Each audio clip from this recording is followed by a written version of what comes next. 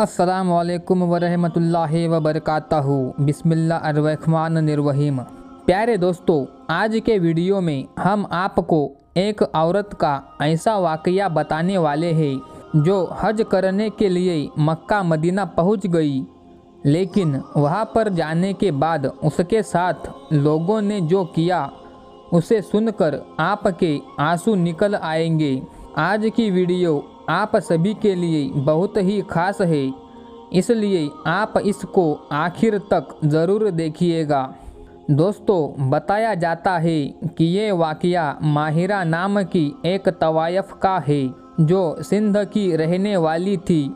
माहिरा की ज़िंदगी के 17 साल एक शरीफ घराने में गुज़रे थे, यानी वो शरीफ घराने में पैदा हुई थी, मगर 17 साल के बाद उसे एक लड़के ने झूठी मोहब्बत में फंसा लिया और उसे घर से निकालकर तवायफ के कोठे पर बेच दिया, जहां से वापसी का कोई रास्ता नहीं था। और उस लड़के ने उसे मोहब्बत के जाल में फंसाकर कहीं का नहीं छोड़ा, ना दुनिया का और ना ही दिन का। अब माहिरा कभी 500 तो कभी 1000 रुपये हर रोज़ कमाने लगी और उसे जमा करते करते एक दिन वो उस ज़माने की सबसे ज़्यादा कमाने वाली खातून बन गई और अब उसे बाकी तवायफ़ों की सरदार भी बना दिया गया। मगर उसकी ज़िंदगी बेसुकून बन गई थी और जब जब उसकी इज्जत नीलाम होती तो उस लड़के के लिए उसके दिल में मज़ीद गहरी नफ़रत बन जाती और वो अपने दिल में सोचती कि उसने जो मेरे साथ किया है उसकी सज़ा मैं उसे देकर रहूँगी। और इस तरह वह रोज़ अपने दिल में मौजूद नफ़रत को गहरा करती जा रही थी और एक दिन उसे बदला लेने का मौका मिल गया। वो लड़का जब कोठे पर आया तो उसने अपने हाथ में खंजर लिया और उस लड़के के जिस्म पर सैकड़ों वार कर दिए और हर वार पर माहिरा को अपनी लूटी जाने वाली इज्जत याद आई, अपनी माँ याद आई, अपने बाप, भाई और बहन याद आए। माहिरा के दिल में जो नफ़रत और इंतकाम की आग थी वो बुझ गई। वो जिस मकसद के लिए जी रही थी वो मकसद भी पूरा हो गया था। अब उसे अपना जीना बेवजह लगने लगा, इसलिए वो सोचने लगी कि अब मैं यहाँ पर जीकर क्या करूँगी। अब तो मेरे जीने का मकसद कोई भी नहीं है। हालांकि माहिरा का जुर्म बहुत बड़ा था, लेकिन उसने सुना था कि अल्लाह ताला की रहमत ज़मीन, आसमान और दुनिया की सारी चीज़ों से भी कई ज़्यादा बड़ी है। अब सवाल ये है कि आखिर माहिरा की खता इतनी बड़ी क्यों हो गई थी कि वो अल्लाह की रहमत से भी मायूस हो गई थी और बदले की आग बुझते ही उसने खुदकुशी करने का फ़ैसला कर लिया था।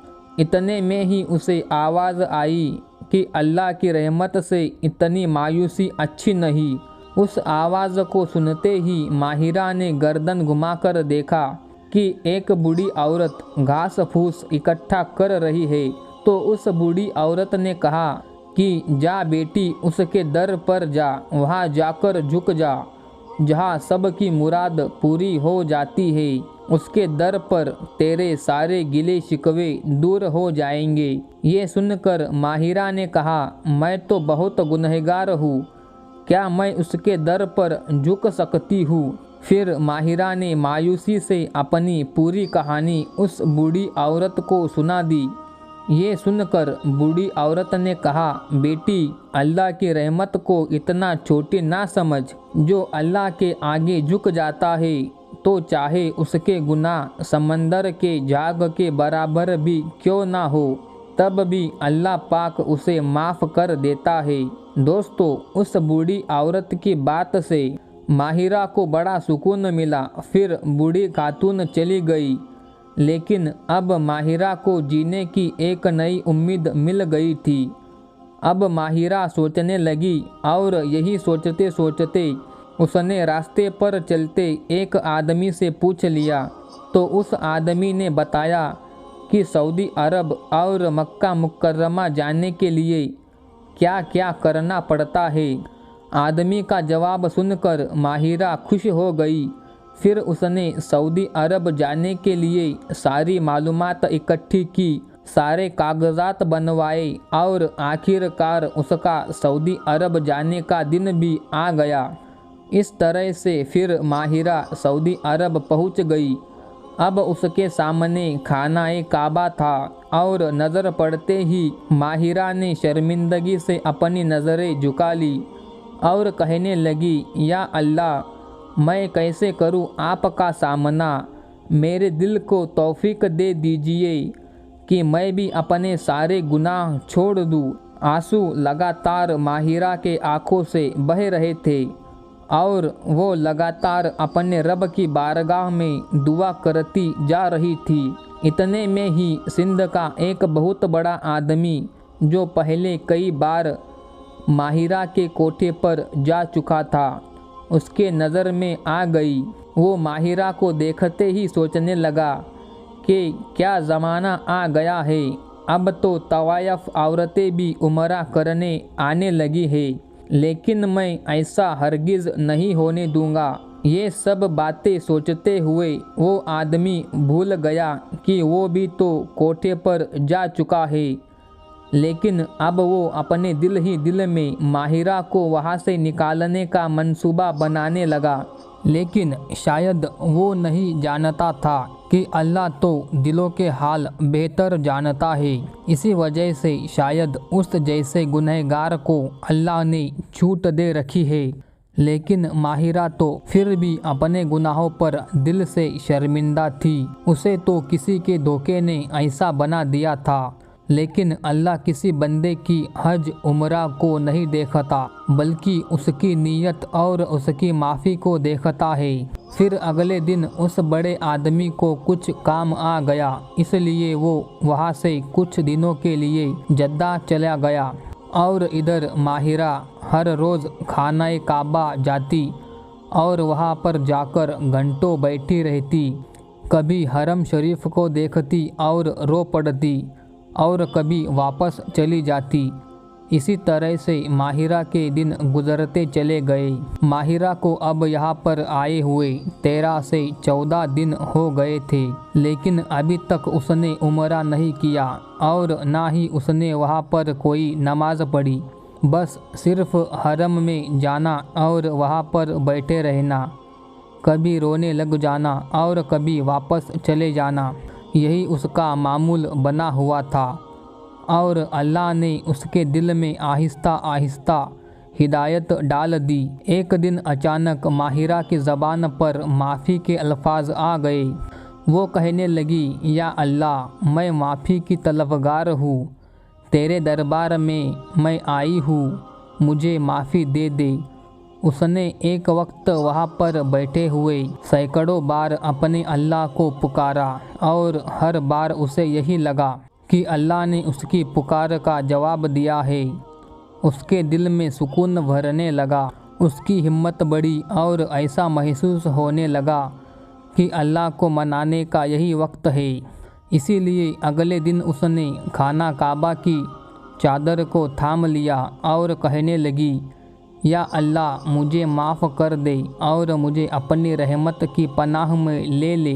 माहिरा रोती हुई अल्लाह से फरियाद कर रही थी और उसके आंसू रब की बारगाह में कबूल हो रहे थे। वो कह रही थी, या अल्लाह, मुझे मत ठुकरा, तेरे सिवा मेरा और कोई भी आसरा नहीं है। ऐ मेरे मालिक, अगर तूने भी मुझे दुत्कार दिया तो फिर मैं कहाँ जाऊँगी। एक एक आंसू उसके दिल में मौजूद बरसों के गुनाहों को मिटा रहा था। जब दिल को सुकून हुआ तो फिर वो वापस चली गई, इस इरादे से कि वो अगले दिन उमरा ज़रूर अदा करेगी। फिर अगले दिन जब वो वापस आई तो वहाँ पर उस आदमी से उसका सामना हुआ। माहिरा को देखते ही वो सेठ कहने लगा, क्या ज़माना आ गया है कि अब तो फाहिशा औरतें भी उमरा करने के लिए आने लगी है उस बड़े आदमी ने उस खातून को देखते ही अपनी ज़बान का खंजर चलाना शुरू कर दिया। वो आदमी कहने लगा, ये बात हमारे लिए नामंजूर है, मैं तुम्हें यहाँ से बाहर निकलवा दूँगा। बेहतर यही है कि अपनी इज्जत बचा और यहाँ से चुपचाप बाहर निकल जा, वरना यहाँ के लोग तुम्हें संगसार कर देंगे। सेठ ने अपनी ज़बान का जहर उगला तो माहिरा दंग रह गई और सोचने लगी, तुम जैसे लोग कभी किसी को सुधरने का मौका नहीं दे सकते। मुझे तवायफ भी तुम जैसे मर्दों ने ही बनाया था। खुदा के लिए मुझे उम्रा करने दो, ताकि कल क़यामत के दिन जब मुझसे अल्लाह पूछेगा कि मुझे राज़ी करने के लिए तूने क्या किया था, तो उस वक्त मेरे पास इसका थोड़ा तो जवाब होगा। लिहाजा मैं तुम्हारे आगे हाथ जोड़ती हूँ, मुझे उम्रा करने दो। लेकिन सेठ नहीं माना और कहने लगा, मैं यहाँ पर लोगों को इकट्ठा करके तुम्हारी हकीकत बता दूंगा, फिर वो लोग तुम्हें संगसार करके ही दम लेंगे। सेठ फिरौन बना बोल रहा था। उस पर माहिरा कहने लगी, ये तो मेरे घाटे का सौदा नहीं है। अगर मैं अल्लाह को राज़ी करने में मर जाऊँ तो इससे बड़ी खुशकिस्मती की बात मेरे लिए और क्या हो सकती है। ठीक है, तुम्हें लोगों को बताना है तो तुम बता दो, फिर वो मुझे मारते हैं तो मार दे, लेकिन मैं उम्रा किए बगैर यहाँ से वापस नहीं जाऊँगी। कल क़यामत के दिन मेरे दामन में कोई तो मेरे पास नेकी होनी चाहिए। माहिरा की ये बात सुनकर वो सेठ आग बबूला हो गया। उसने चीख चीख कर वहाँ पर लोगों को इकट्ठा कर लिया और कहने लगा, ऐ लोगों, ये एक फाहिशा औरत है।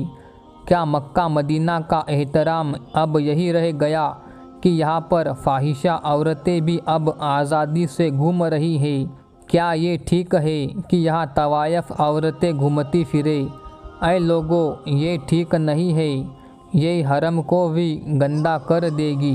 ये सुनकर लोगों को गुस्सा आ गया और उन्होंने उसी वक्त माहिरा को धक्के देकर वहाँ से बाहर निकाल दिया। माहिरा गिड़गिड़ाती रही कि अल्लाह के वास्ते मुझे उम्रा कर लेने दो या फिर मुझे मार दो। माहिरा रोते हुए उनसे फरियाद कर रही थी, मगर वहाँ पर कोई भी उसकी नहीं सुन रहा था। उन लोगों ने उसे हरम से बाहर निकाल दिया। माहिरा रोते हुए फरियाद कर रही थी। ऐसे रोते हुए और दुआ करते हुए ही ज़मीन पर बैठ गई और उसकी आँख लग गई। उसी रात सब लोगों ने माहिरा को जन्नत के बागों में टहलते हुए देखा और उधर सेठ की ज़बान टेढ़ी हो गई और जिन लोगों ने माहिरा को धक्के दिए थे उनके हाथों पर ज़ख्म बन गए और उसमें जलन होने लगी। अगले दिन शोर की आवाज़ से माहिरा की आँख खुली। उसने देखा कि सब लोग उसके आसपास जमा है। फिर वो लोग उसे इज्जत के साथ हरम शरीफ के अंदर ले गए, उसे उम्रा करवाया और उससे माफ़ी भी मांगी। प्यारे दोस्तों, ये वाक़या कहाँ तक दुरुस्त है इस बारे में मालूमात नहीं है, मगर इस वाक़ये से हमें ये सबक मिलता है, बेशक अल्लाह अपने बंदों पर बड़ा मेहरबान और रहम करने वाला है। वो कभी भी किसी की सदा को रद्द नहीं करता, बिल्कुल वैसे ही जैसे उसने माहिरा की सदा को सुना। इसी वजह से तो उसे अपने घर की तरफ बुलाया। बेशक अल्लाह ताला बड़ा मेहरबान और रहीम करीम है। वो 70 माओं से भी ज़्यादा अपने बंदों से प्यार करने वाला है। अल्लाह पाक बड़ा रहीम और करीम है। फिर उसे कैसे बर्दाश्त होगा कि उसका कोई भी बंदा ज़िंदगी भर गुनाहों के बोझ तले दबा रहे और उसे सुधरने का एक मौका भी ना मिले। दोस्तों, याद रखें, अल्लाह जब किसी को हिदायत देना चाहता है तो उसे रास्ता भी खुद ही बताता है। प्यारे दोस्तों, ये वाक़या आपको कैसा लगा हमें कमेंट करके ज़रूर बताएं और इस वीडियो को अपने दोस्तों में शेयर ज़रूर करें। अस्सलाम वालेकुम।